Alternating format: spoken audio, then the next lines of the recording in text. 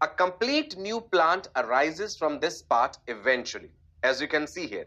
Can you guess ये किस plant में कटिंग हो रहा है? ये कांटे देख करके आप अंदाजा लगा सकते होंगे. कैन एनीवन गेस कि ये स्टेम कटिंग से कौन सा प्लांट जो है हम ग्रो करा रहे हैं? Any guesses? बताइए जी. नाउ, क्या आपने कभी ये होते हुए देखा है ऐसा?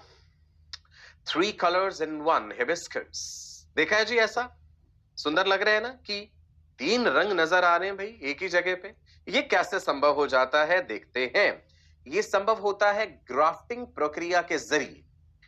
Process through which a stem is cut and tied over stem of another plant having roots. मान लीजिए ये एक प्लांट है, इसके पास जड़ें हैं जी अपनी. दूसरा प्लांट है, ऑफ कोर्स जड़ें उसकी भी होंगी. हमने यहां से स्टेम काटा और हमने उसे दूसरे प्लांट के स्टेम के साथ जोड़ दिया जिसके पास की रूट्स है, ताकि वहां से न्यूट्रिशन उसे मिल सके. I'll repeat. The process through which a stem is cut and tied over stem of another plant having roots to combine characteristics of both plants in one. दोनों के गुण एक में ही आ जाएं. देखिए पूरी प्रक्रिया देखते हैं हम.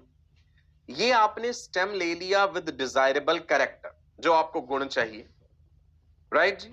Root of the main plant, ये वो प्लांट है जिसकी रूट्स इंटैक्ट है. Flap of bark opened to receive the stem, उसकी बार्क को हमने हल्का सा छीला. टू रिसीव द स्टेम, जो आप उसमें डालने जा रहे हैं.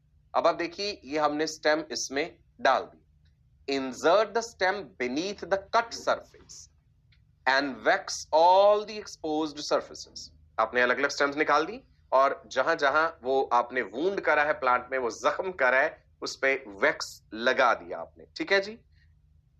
टैक bark flap back into place to secure the stem. Bark को हमने लगा दिया वहां पे, पूरा सिक्योर कर दिया स्टेम को. और थोड़े दिनों बाद आप देखेंगे कि भाई बड़ी खूबसूरती से ये जो नई 3 स्टेम आपने लगाई थी वो उस मेन पेरेंट प्लांट पे ग्रो कर रही. Okay, next, what is this? Layering. Burying a part of the stem to create a new plant. Simple. Plant की स्टेम है, फ्लेक्सिबिलिटी तो है ही स्टेम में. आपने स्टेम को मोड़ा, ऐसे जमीन से टच करा, बरी कर दिया उसमें, और आपने देखा ये दिस इज हाउ वी बरी इट. और देखा आपने कि फिर नया जो है वहां से ग्रोथ शुरू हो गई. This is what is layering. Is it clear जी? राइट. अच्छा, कटिंग ग्राफ्टिंग में अंतर क्या रहा है एक बार समझ लीजिए. कटिंग में part of the stem is cut and the cut and grows into new plant when placed in the soil. जैसे कि मैंगो, जैसे कि रोज. मैंने कहा था ना, गेस कीजिए कि वो कौन सा प्लांट है. रोज, गावा, लीची, लेमन. कटिंग के जरिए ये डेवलप हो जाते हैं. कई बार हम प्लांट हार्मोन्स का भी इस्तेमाल करते हैं कि रूट सिस्टम बेहतर तरीके से ग्रो कर पाए, डेवलप हो. लीफ से भी ऐसा होता है और ऐसा स्टेम से भी होता है. ग्राफ्टिंग में क्या है? Stem of a plant is cut and fitted on another plant combining characteristics of both plants. Apple में ऐसा किया जाता है, ऑरेंजेस में है, वाटरमेलन में है, ऑर्नामेंटल प्लांट्स में है. बहुत सारे प्लांट्स में ये किया जाता है. एग्जाम्पल्स याद रखनी है, that is the main thing. Layering में क्या था? स्टेम को बेंड डाउन करा और बरी करा मिट्टी में, राइट. लेमन में है, रोज में भी ऐसा कर सकते हैं, जैस्मिन में भी करते हैं जी, चमेली. The stem of a plant is bent down until it touches the soil. Stem is then cut once it develops the roots and it grows into a new plant. So you have seen there are a variety of ways of vegetative propagation. Natural maybe, artificial maybe. What are the advantages of vegetative propagation? एक plant के लिए फायदे क्या है इस बात के कि वो वेजिटेटिव प्रोपेगेशन के जरिए पनप रहा है? फायदे क्या है? एडवांटेजेस.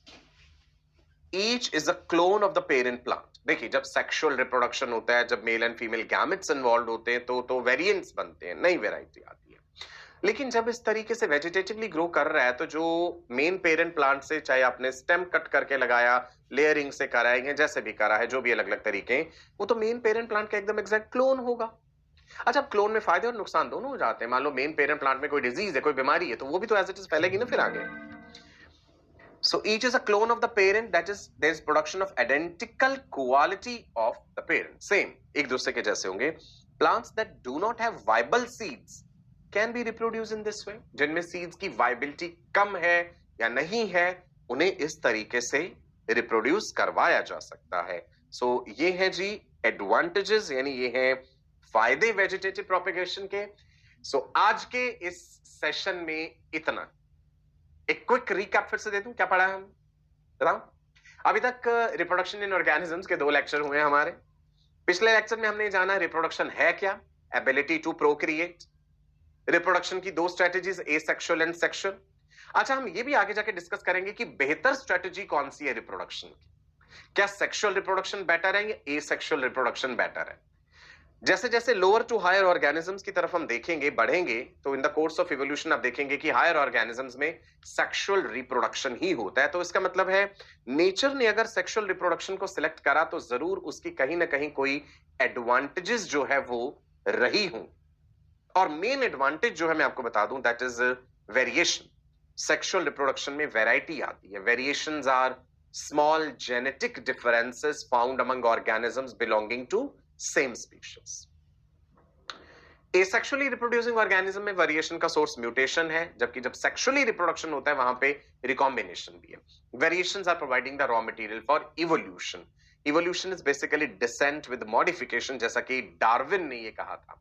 इवोल्यूशन हम डिटेल में जानेंगे जब हम जेनेटिक्स एंड इवोल्यूशन पढ़ेंगे. एसेक्सुअल रिप्रोडक्शन की अलग अलग types: fission, binary fission, multiple fission, budding, endogenous budding, exogenous budding. अच्छा, एंडोजीनियस बडिंग की एग्जांपल दो. इंटरनल बडिंग, गैम्यूलेशन की example sponges. Sponges have excellent power of regeneration, ये भी बताया था. उसके अलावा फ्रेगमेंटेशन हमने पढ़ा था, स्टारफिश पढ़ा, प्लेनेरिया पढ़ा. इसके अलावा मैंने रीजेनरेशन भी आपको बताया था कि लिजर्ड जो है उसकी टेल अगर काट दी जाए या सैलेमेंडर्स की लिम्स कट जाए तो वो दोबारा आ जाती हैं.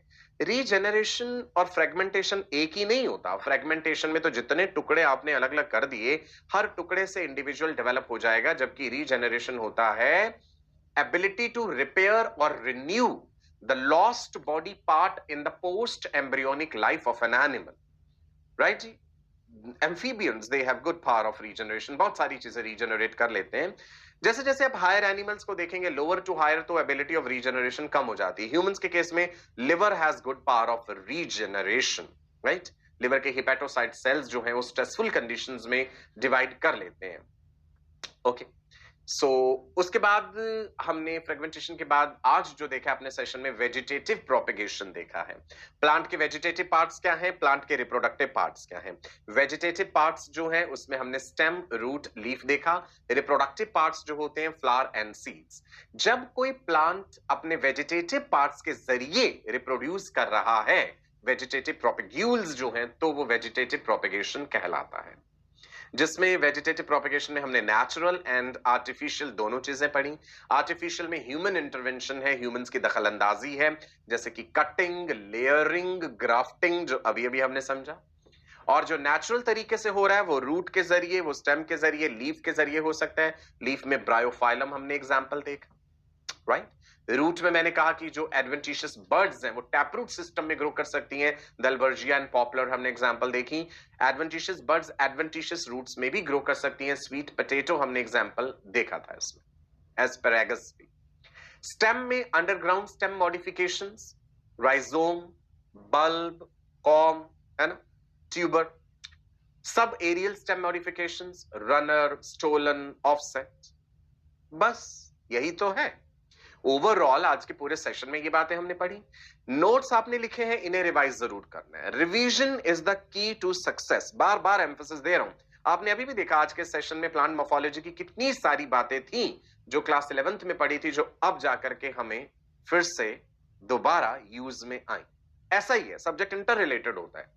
11th की पढ़ी हुई चीजें 12th में काम आती हैं, तो बेस सॉलिड बना के चलना है. अब आप खुद ही सोचिए, जो आप चीजें 12th में पढ़ेंगे इसमें से बहुत सारी बातें हैं जो आगे एमबीबीएस के सिलेबस में भी काम आनी है. बायोकेमिस्ट्री भी आपने आगे जाके पढ़नी है, आपने ह्यूमन फिजियोलॉजी पढ़नी है, आपने सेल बायोलॉजी भी पढ़नी है, एम्ब्रियोलॉजी पढ़ना है, राइट जी, रिप्रोडक्शन पढ़ना है, lot many things, human health and disease, वो तो पढ़ना ही पढ़ना है। सो ये तो बायोलॉजी के सिलेबस की बात होगी। आप सोचेंगे केमिस्ट्री फिजिक्स, वो भी काम आएंगे, बिल्कुल केमिस्ट्री का भी सॉलिड बेस होना चाहिए। फार्माकोलॉजी आपने आगे जाके पढ़ना है। फिजिक्स के बेसिक सिद्धांत जो हैं, whether it is electricity, whether it is magnetism, वो आपको अच्छे से पता होने चाहिए। चलिए, आज के लिए इतना ही। मैं आपका अपना डॉक्टर सचिन कपूर अब आपसे विदा लेता हूं, आपको नमस्कार कहता हूं, ढेरों गुड विशेस देता हूं जी। God bless you all. पढ़ते रहिए, खुश रहिए, हैप्पी रहिए और खुशियां बांटते रहिए। नमस्कार, बाय बाय।